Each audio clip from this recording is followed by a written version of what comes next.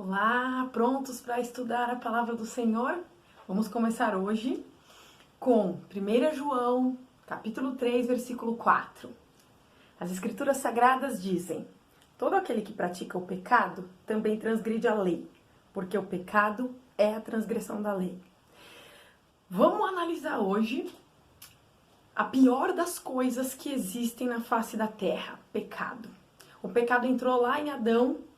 Quando ele vivia no Jardim das Delícias, no Éden, ele na virada do dia encontrava o Senhor Deus, desfrutava da sua presença e, no entanto, pecou. Então, primeira coisa importante, não importa a condição em que se vive, é possível não pecar e é possível pecar. Nós precisamos só entender agora qual é o efeito, a consequência que o pecado traz para as nossas vidas. Vamos ver a primeira em Isaías 59, 2. Isaías diz o seguinte: mas as vossas iniquidades fazem separação entre vós e o vosso Deus, e os vossos pecados encobrem o seu rosto de vós, para que vos não ouça. Os vossos pecados encobrem o seu rosto, encobrem o rosto de Deus de nós. Os pecados cobrem Deus de nós, para que vos não ouça. O pecado é uma barreira de divisão entre nós e Deus.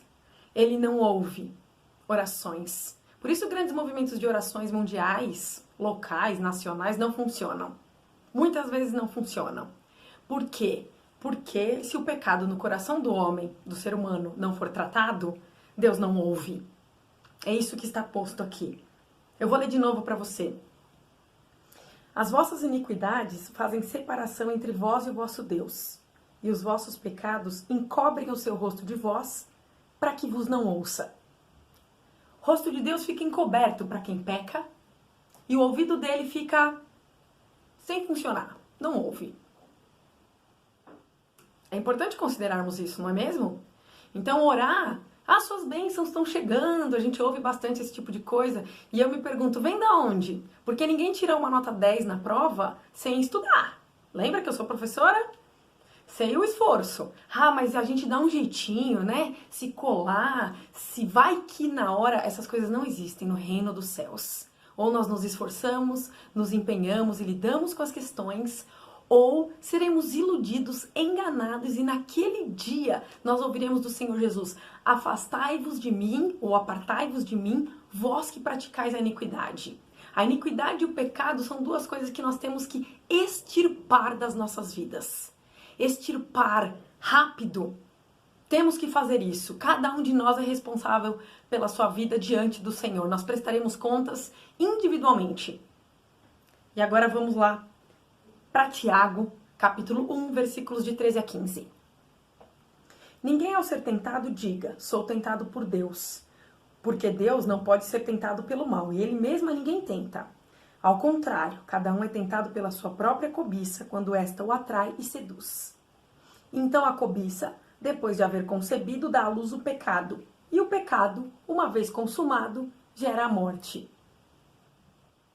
O pecado, quando ele se apresenta como tentação, ele parece saboroso, parece uma ideia boa, parece, né, uma sugestão interessante, mas ele vai gerar morte inevitavelmente. A morte nos afasta da vida. Isso faz com que Deus não nos ouça.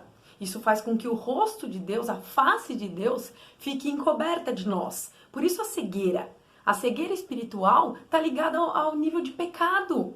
Nós precisamos lidar com isso. Quando nos convertemos, nós nos arrependemos, recebemos Jesus e temos o pecado original retirado das nossas vidas.